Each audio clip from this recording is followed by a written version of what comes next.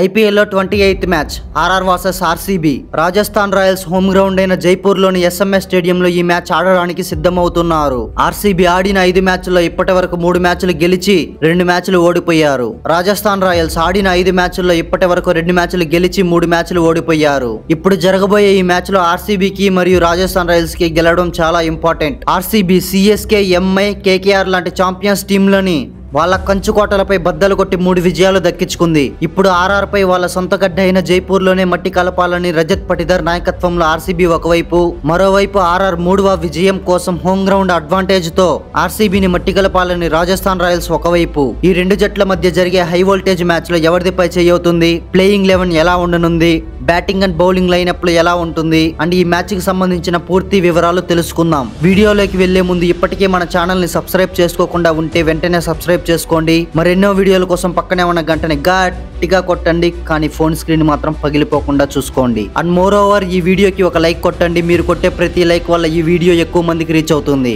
Rajasthan Royals versus royal Challengers Bengaluru 28th match Jaipur లోని సవై Man Singh stadium లో జరగబోతుంది. ఈ వేదికలో ఇప్పటి వరకు 57 మ్యాచ్లు జరిగితే మొదటిగా బ్యాటింగ్ చేసిన వాళ్ళు 20 సార్లు గెలిచారు, రెండవ బ్యాటింగ్ చేసిన వాళ్ళు 37 సార్లు గెలిచారు. ఈ వేదికలో హైయెస్ట్ స్కోర్ 217 పరుగులు, లోయెస్ట్ స్కోర్ 59 పరుగులు, యావరేజ్ ఫస్ట్ బ్యాటింగ్ స్కోర్ అయితే 162 పరుగులు. ఇక ఈ పిచ్ విషయానికి వస్తే రెండవ బ్యాటింగ్ చేసే టీం కి అడ్వాంటేజ్ ఉంటుందని చెప్పుకోవచ్చు. ఈ పిచ్ లో స్పిన్నర్లకి ఎక్కువ మద్దతు ఉండే అవకాశం ఉంది.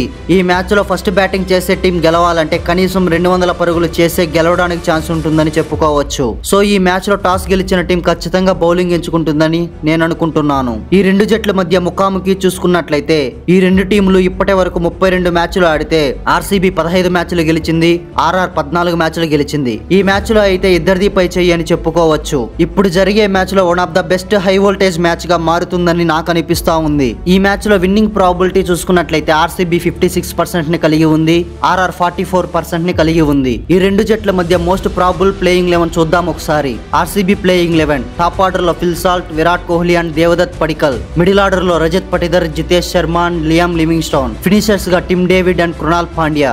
బౌలర్లలో Bhuvneshwar Kumar, Josh Hazlewood and Yash Dayal. Impact player గా Suyash Sharma. RR playing 11 top order లో Yashasvi Jaiswal, Sanju Samson and Nitish Rana. Middle order లో రియాంక్ పరాగ్ అండ్ ధ్రువ్ జురేల్. ఫినిషర్స్ గా సిమ్రాన్ హిట్మేర్ అండ్ శుభం దూబే.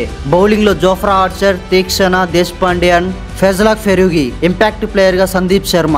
ఈ 2 జట్ల మధ్య ప్లేయింగ్ 11 ఇలా ఉండొచ్చు అని నేను అనుకుంటున్నాను. ఈ 2 టీంలు strongest batting and bowling lineup ని కలిగి ఉందని చెప్పుకోవచ్చు. ఆర్సీబీ బ్యాటింగ్ లో ఫిల్ సాల్ట్, విరాట్ కోహ్లీ దగ్గర నుండి కృణాల్ పాండ్యా వరకు మంచి బ్యాటింగ్ లైనప్ ని కలిగి ఉంది. ఇక బౌలింగ్ లో Bhuvneshwar Kumar, Josh Hazlewood and Yash Dayal లాంటి మంచి ఫేస్ అటాక్ బౌలింగ్ ని కలిగి ఉంది. స్పిన్ లో సుయాష్ శర్మ అండ్ కృణాల్ పాండ్యా లాంటి టాప్ క్లాస్ స్పిన్ ని కలిగి ఉంది. రాజస్థాన్ రాయల్స్ లో బ్యాటింగ్ లైనప్ బాగున్నప్పటికీ సంజు శాంసన్, ధ్రువ్ జురేల్, హిట్మేర్లు మాత్రమే రాణించగలుగుతున్నారు. మిగిలిన వాళ్ళు ఎవరు అంత ఫామ్ లో అయితే కనిపించడం లేదు.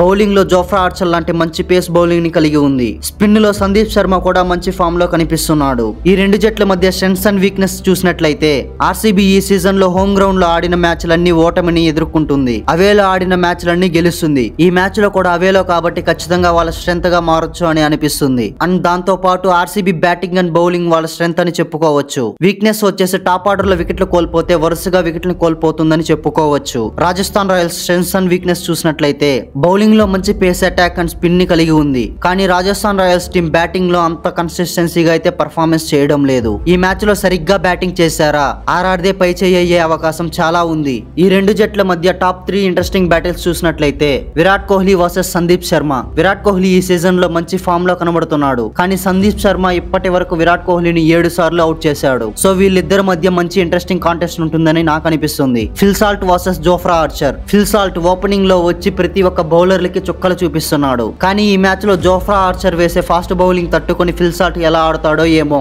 వీళ్ళిద్దరి మధ్య ఒక మంచి బ్యాటిల్ నడుస్తుందని చెప్పుకోవచ్చు. Sanju Samson versus Josh Hazlewood. Sanju Samson ఎక్కువగా షార్ట్ బాల్ కే అవుట్ అవుతున్నాడు, కానీ Josh Hazlewood slow bouncers and short ball ను మంచిగా వేయగలడు. సో వీళ్ళిద్దరి మధ్య ఒక మంచి ఇంట్రెస్టింగ్ కాంటెస్ట్ అయితే నడుస్తుందని నాకు అనిపిస్తుంది. ఈ ఈ మ్యాచ్ లో కీ ప్లేయర్లను చూసినట్లయితే RCB opening pair Phil Salt and Virat Kohli చాలా అద్భుతంగా రాణించగలుగుతున్నారు. వీళ్ళని ఆపడం జోఫ్రా ఆర్చర్ వల్లే అవుతుంది. మంచి పేస్ బౌలింగ్ వేసి ఓపెనింగ్ పేర్ ని ఆపగలిగే కీ ప్లేయర్ జోఫ్రా ఆర్చర్ అని చెప్పుకోవచ్చు. ఆర్సీబీకి కీ ప్లేయర్ గా జాష్ హెజిల్వుడ్ మారనున్నాడు. ఎందుకంటే పవర్ ప్లే లో వేసిన ఓవర్ లోనే వికెట్లు పడగొడుతున్నాడు కాబట్టి. జైపూర్ లో జరిగే ఈ మ్యాచ్ ని one of the high voltage match గా చెప్పుకోవచ్చు. ఎందుకంటే హోమ్ గ్రౌండ్ లో ఓటమి, అదే గ్రౌండ్ లో గెలుపులతో అదరగొడుతున్న ఆర్సీబీ 4వ గెలుపు కోసం జైపూర్ లో ఆర్ఆర్ పై దండయాత్ర చేసి వాళ్ళ హోమ్ గ్రౌండ్ లోనే ఓడించాలని రజత్ పటిదర్ నాయకత్వంలో ఆర్సీబీ ఒకవైపు, మరోవైపు సంజు శాంసన్ నాయకత్వంలో రాజస్థాన్ రాయల్స్ ఆడిన 5 మ్యాచ్ల్లో కేవలం 2 మ్యాచ్లు గెలిచి ఎలాగైనా ఈ మ్యాచ్ గెలిపే లక్ష్యంగా పెట్టుకుని హోమ్ గ్రౌండ్ అడ్వాంటేజ్ తో ఆర్సీబీని మట్టి కలపాలని రాజస్థాన్ రాయల్స్ ఒకవైపు.